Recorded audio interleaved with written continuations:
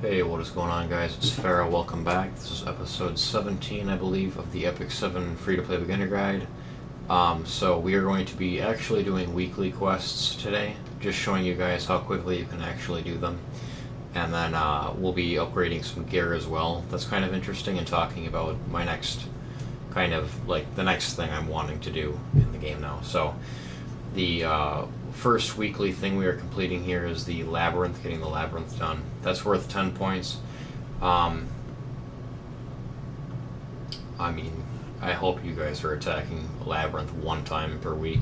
I know that I've been pretty open about being not good about doing it, but I mean, one attack per week is not that difficult, and that's 10 points right there.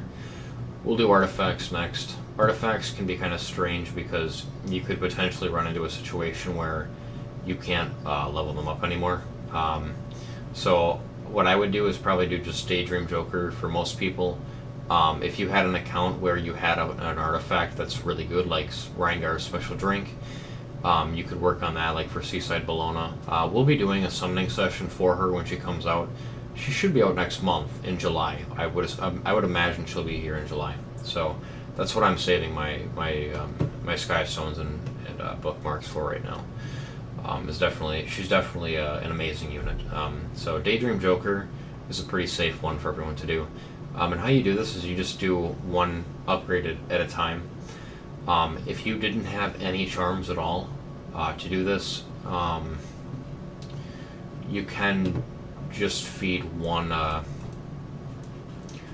You can feed 3 stars in, so you could do it like Oath Key, Enhance, then the next one Enhance. I would really strongly recommend not doing that. There are a couple places where you can get, where you can just go ahead and get the charms from. I think you can use silver transmit stones to get them. I know they're in the guild shop.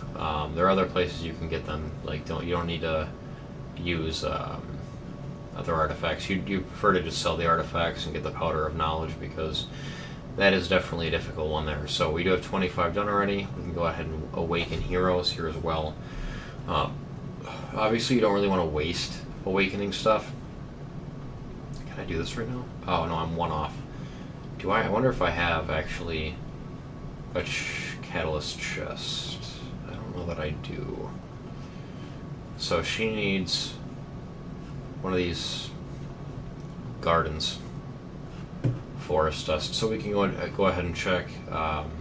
Okay, do we have any in unrecorded history we can pick up here? Do we have enough points? I would imagine I do. Yeah, we got just enough points to get one more, so we can go ahead and get that, and then pop back and upgrade Camilla a little bit. And then beyond that, though, once you start getting into units that you don't particularly care to awaken, you can just do the other quests. Like, you don't have to do all of the weekly quests to complete the 120 points that you need, and that could and probably will be the ones that you end up not doing so much of. Don't quite have enough for that. We can just combine not that many. Just combine 2 of these together and go ahead and do that. And that's fine. Free Spiritaria, I don't know if she's really something I'm ever going to use personally. I know some people really like her a lot. I have never cared for her too much. Vildred is just simply better.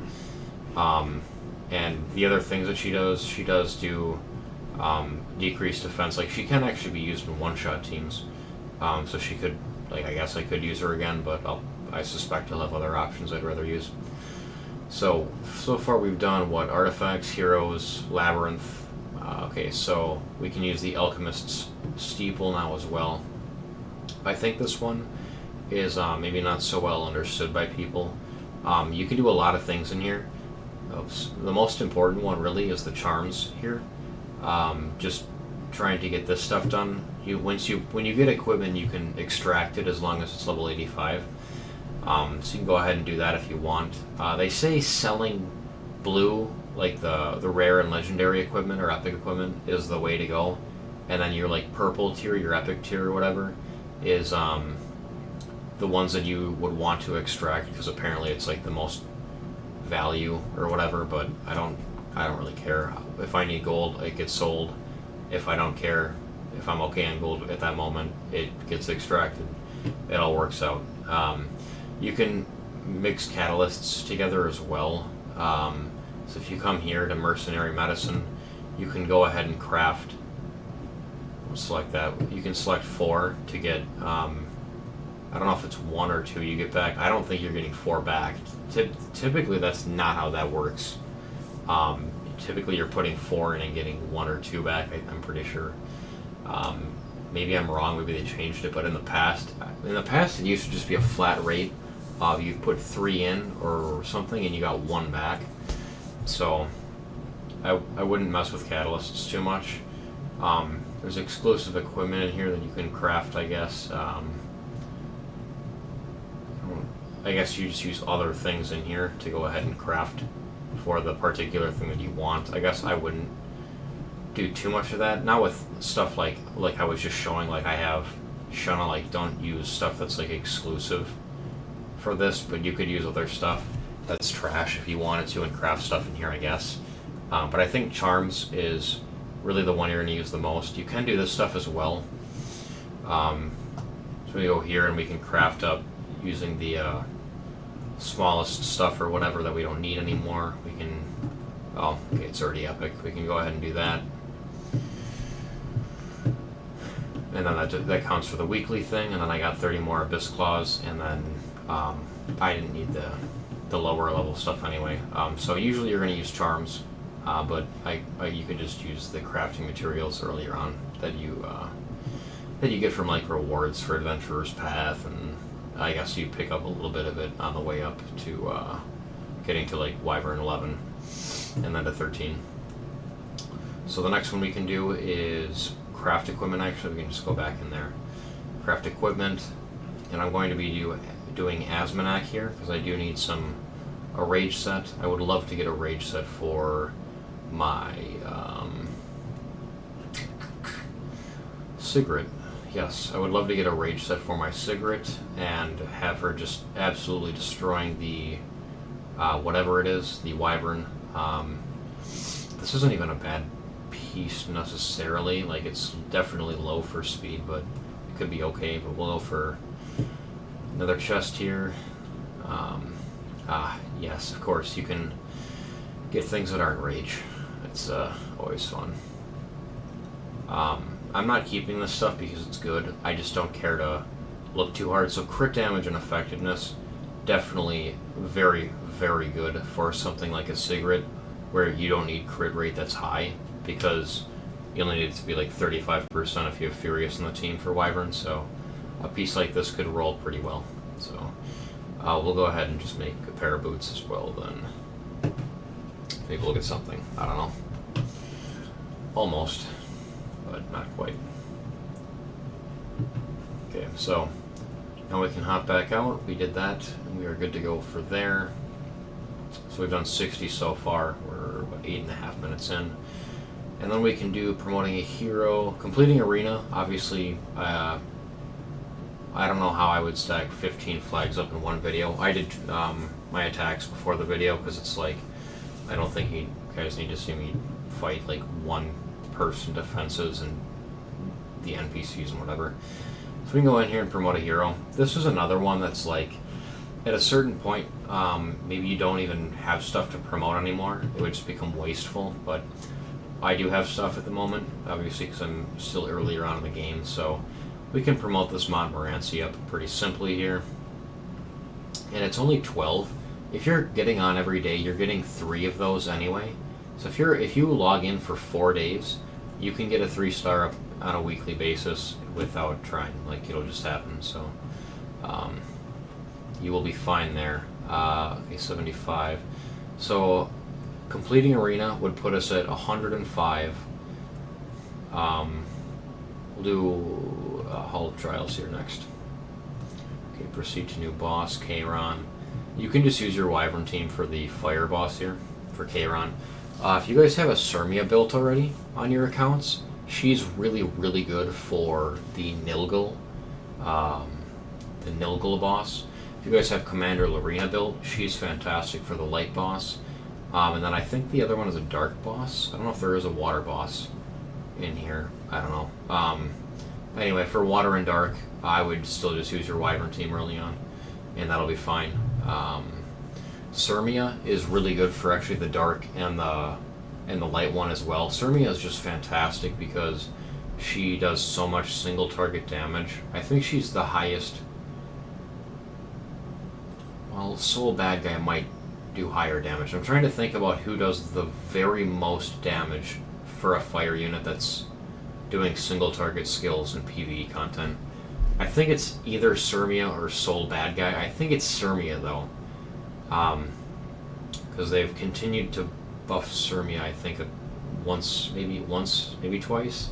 I think they buffed her once since the Ep17 collaboration came out. I don't think Soul has ever been touched, so she might be slightly stronger than Soul. I'm not sure what the damage multipliers are, but she hits like an absolute truck. She gives herself greater attack, so she does massive damage, especially to these single target things. So Sirmia is a great unit. Commander Lorena, once again, fantastic unit for, I guess, potentially any area of these, because she's an off element, but yeah. I guess we just have to wait. Here, I'm gonna pause it here, and because I don't know how long this is gonna go, so I'll be right back. All right, so it ended up just going for another minute. I got 600,000 here, so I got these 60 Wisdom Glaze things. That's very nice for getting more, obviously, of these things anyway. So it's always good to just do your Hall of Trials, regardless of the weekly mission deal. Okay, so we're at 90 points now. So once again, if we had completed Arena at this point, it would be 30 points. It would be sitting at 120. Oh, wow. Okay, so this was what, 12 minutes? What I didn't show on camera was 12 arena fights, doing one labyrinth compass, and that's it. Literally doing one labyrinth compass, or you could use two if you're doing a raid, and doing your arena battles. Like, you could do 5 a day. It could take you 3 days, so you can do this stuff obviously very quickly. I just did it in 12 minutes. I mean, 90 points of it, so yeah, it's really simple to do this stuff.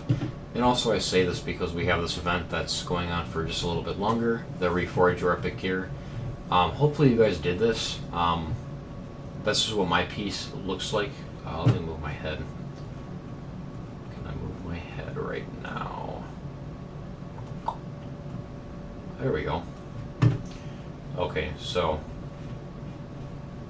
that's showing up. I think that's showing up nicely on the recording. Hopefully it is. It's 9% attack, 9% health, 13 speed, and 29% crit damage. So this, I picked out a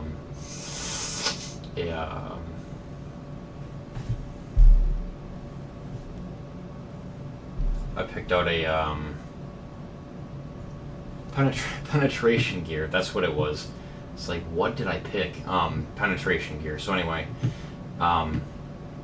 yeah. So this event runs on that, and then you get like 2,800 points. So this will keep coming around, the Reforger gear. So I figured I'd just show the weekly event there, and then we can go ahead and upgrade some gear here. So where is it? It's a weapon. It's the weapon we got in the last video. So level 80 here. This thing is really, really nice looking right here. So yeah, let's just see what happens.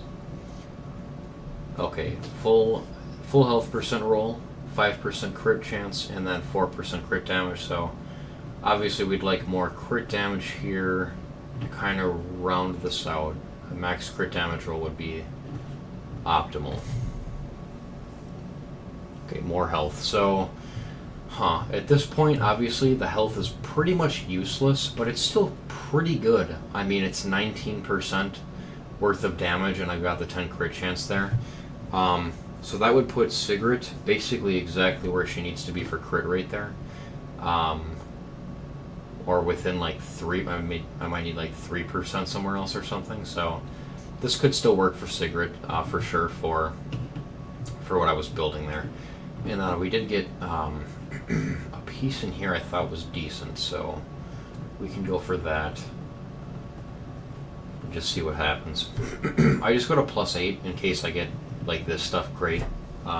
So we did get 7 crit rate. The effectiveness is cool, but what matters a lot more is the crit damage, because if you're going for a rage build, you want as much crit damage and attack percentage as possible, specifically for Sigrid when you have Furious in the team, because you already have the crit buff. You don't need to worry that much about crit damage or crit rate, and then you don't need the effectiveness too much if you're just concerned with getting as much damage as possible as well. So we can do this and just see what we get for +12. We do get some speed, which is cool. So yeah, anyway, the gear rolled okay. I wouldn't call it a loss. They rolled okay. So yeah. Anyway, that is all for this video. Hopefully you guys enjoyed, and as always, I will see all of you in the next one.